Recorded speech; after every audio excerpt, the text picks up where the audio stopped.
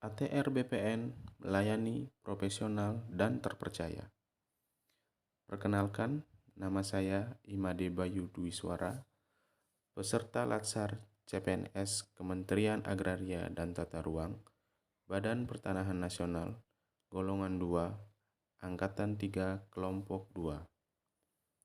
Pada kesempatan ini, saya akan menyampaikan secara singkat rangkuman atau intisari dari materi akuntabilitas dan nasionalisme. Mari kita lihat video berikut ini. Akuntabilitas ialah kewajiban-kewajiban dari individu-individu yang dipercayakan untuk mengelola sumber daya publik dan yang bersangkutan dengannya untuk dapat menjawab hal-hal yang menyangkut pertanggungjawaban fiskal, manajerial, dan program. Akuntabilitas merujuk pada kewajiban setiap individu, kelompok, atau institusi untuk memenuhi tanggung jawab yang menjadi amanahnya, yaitu menjamin terwujudnya nilai-nilai publik. Nilai-nilai publik tersebut antara lain mampu mengambil pilihan yang tepat dan benar ketika terjadi konflik kepentingan antara kepentingan publik dengan kepentingan sektor, kelompok, dan pribadi. Memiliki pemahaman dan kesadaran untuk menghindari dan mencegah keterlibatan PNS dalam politik praktis. Memperlakukan warga negara secara sama dan adil dalam penyelenggaraan pemerintahan dan pelayanan publik. Menunjukkan sikap dan perilaku yang konsisten dan dapat diandalkan sebagai penyelenggara pemerintahan. Aspek-aspek dalam akuntabilitas terbagi atas hubungan. Hubungan yang dimaksud adalah sebuah hubungan dua pihak antara individu atau kelompok atau institusi dengan negara dan masyarakat.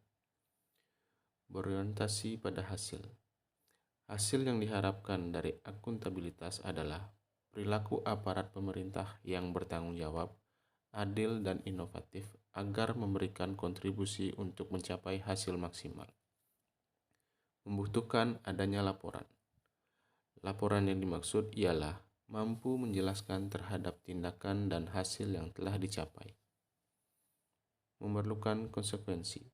Konsekuensi ini yang dimaksud adalah kewajiban menunjukkan tanggung jawab dan tanggung jawab akan menghasilkan konsekuensi.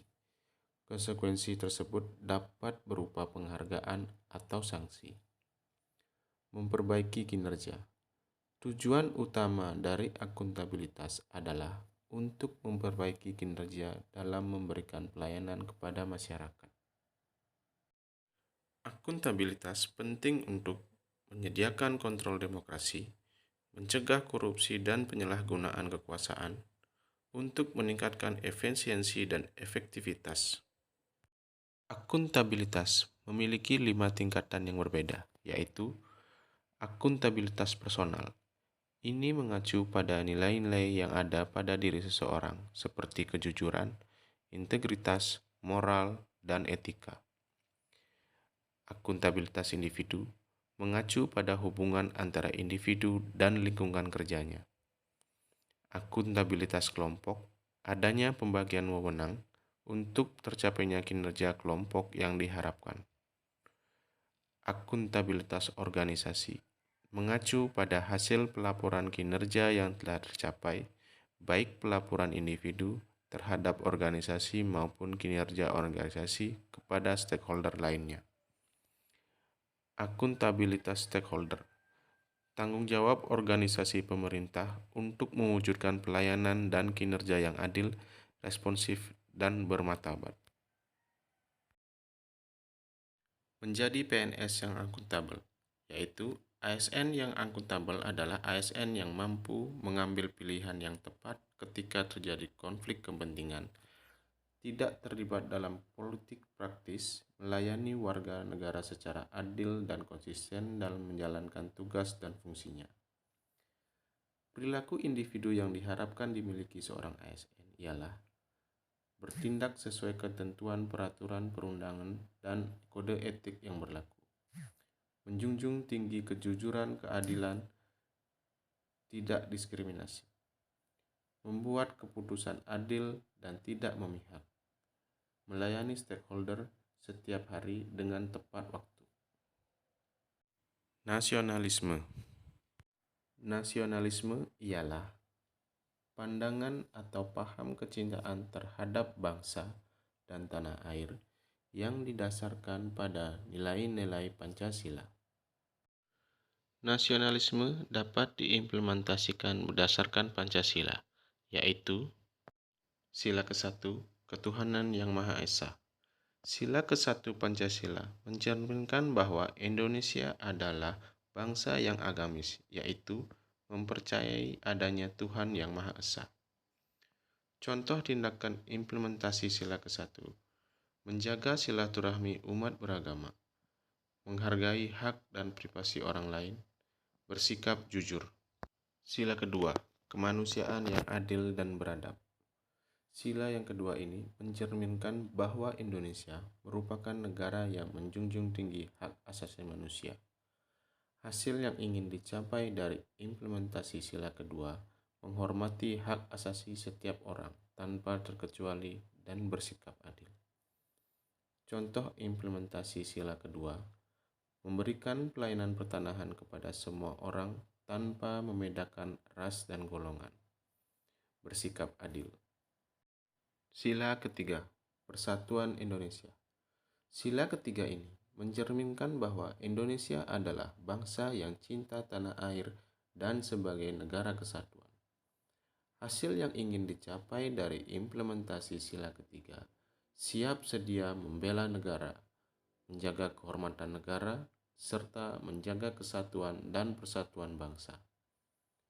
Contoh tindakan implementasi sila ketiga, tidak bersikap rasis, menghargai dan menggunakan produk buatan dalam negeri, bijak dalam bersosial media, serta tidak menyebarkan hoax. Sila keempat, kerakyatan yang dipimpin oleh hikmat kebijaksanaan dalam permusyawaratan perwakilan. Sila ini mencerminkan bahwa Indonesia adalah bangsa demokratis. Hasil yang ingin dicapai dari implementasi sila keempat ialah dapat berjiwa besar, menahan ego, dan mementingkan kepentingan umum di atas kepentingan pribadi dan golongan. Contoh tindakan implementasi sila keempat, mau mendengarkan pendapat orang lain, dan saling tolong-menolong. Sila kelima, keadilan sosial bagi seluruh rakyat Indonesia. Sila kelima ini mencerminkan bahwa Indonesia adalah bangsa yang menjunjung tinggi kebersamaan. Hasil yang ingin dicapai dari implementasi sila kelima ini ialah memiliki semangat gotong royong dan kepedulian terhadap sesama. Contoh tindakan implementasi sila kelima yaitu melaksanakan kerja bakti rutin di lingkungan rumah atau kantor, menolong rekan yang sedang membutuhkan pertolongan. Demikian paparan rangkuman materi tentang akuntabilitas dan nasionalisme dari saya.